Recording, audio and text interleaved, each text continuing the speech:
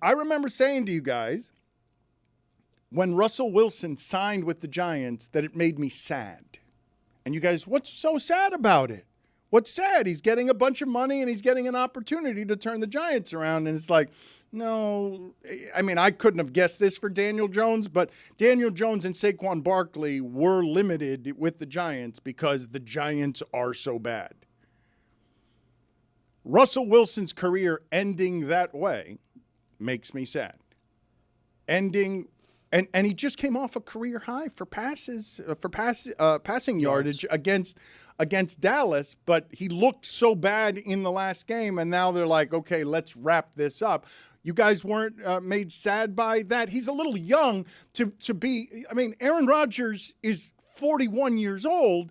Russell Wilson's not, and that looks spent because it can't survive with the Giants. Maybe if you put it in a good organization, you get something better than that. He wasn't great last year, though. That's a good organization. Well, wait a minute. What's a good? Well, last year, yes, that was a good organization. But with the Giants, he's.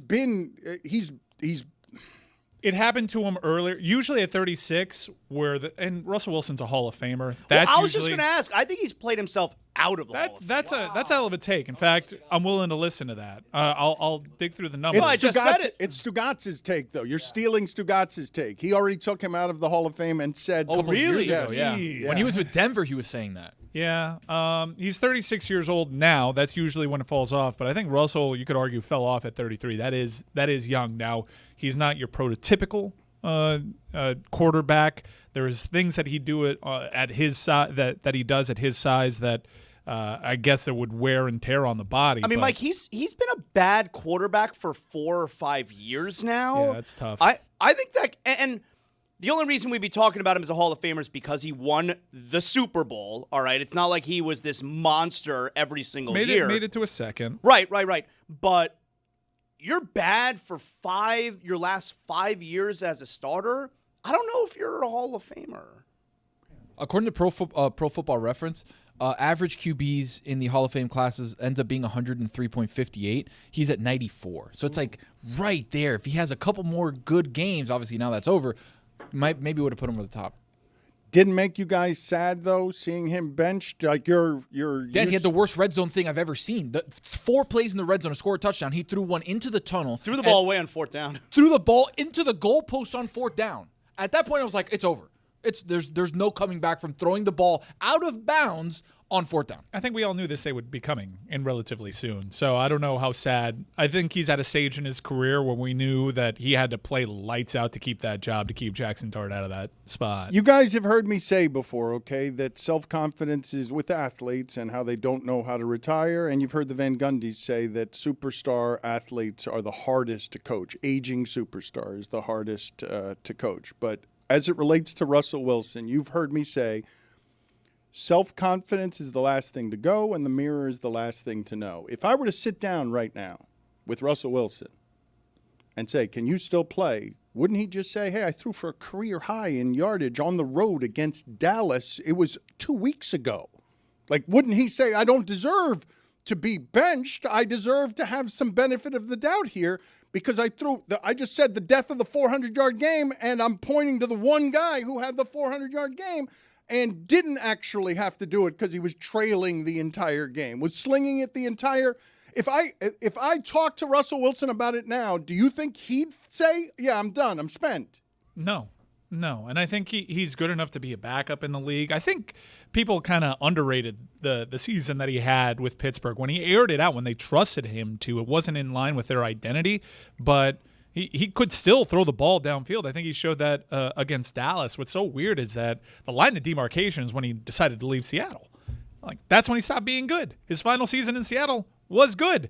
There were a lot of people in contention for his services. And, by the way, those last few years in Seattle, Pete Carroll seemed to not want to have anything to do with him anymore. Well, that's not entirely true. It seemed like Pete Carroll was the only one in that organization who did want to have anything to do with him because everyone else in the organization thought he was the teacher's pet who ended up getting all of the money and wrecking their defense because he got all of the money. And we did that, Mr. Unlimited stuff where he did a lot to tarnish what was his public reputation over the or I shouldn't even say his public. That's too strong.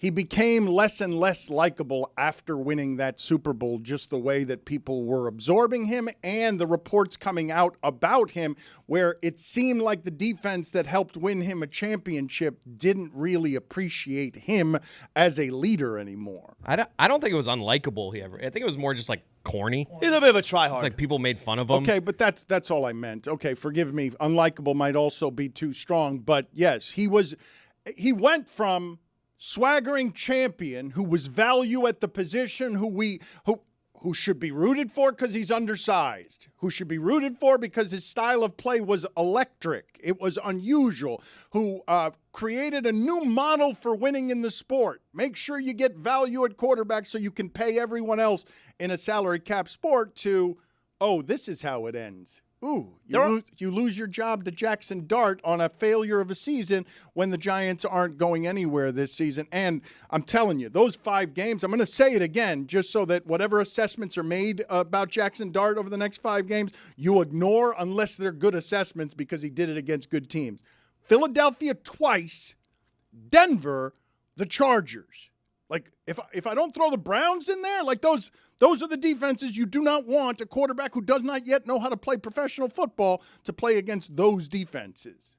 I also want to crunch the numbers a little bit more to see this is a newer era of mobile quarterback, and guys that, even though he was a better passer than runner, he was a timely runner and elusive when he did decide to run.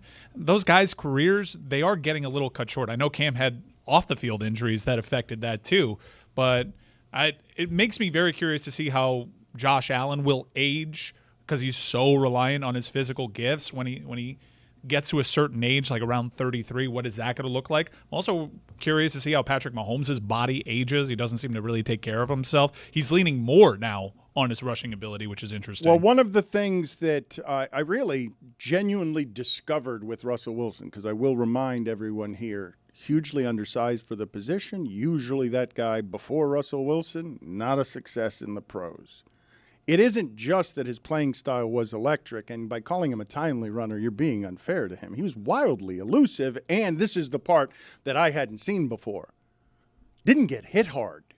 Was not one of these guys who was, like, he'd get hit and he'd get tackled, but he had a way of knowing not to do what RG3 was doing, which is getting pulverized. Michael Penix is going to learn this very quickly. Like, you cannot run through secondaries the way those quarterbacks, even with all the new rules protecting them. Russell Wilson never seemed to get hit hard. Hard to put a clean hit on him. Hard to put a clean hit on Lamar Jackson. In fact, he's the one that's dishing out the punishment. Hard to put a clean hit on Baker. There are guys that are just smart about how they do it. It was honestly the biggest thing that went sideways in RG3's career was his inability to not be able to, like, get rocked every time he got hit. I've never seen a quarterback fly on contact the way that I saw RG3 do it. Tua. You say that he's thin, but Lamar Jackson, I mean, we've seen him thicken up, but he's been thin and he runs so much, and he's got the similar skill set where nobody seems to be able to square him up, and it's an unusual thing to say.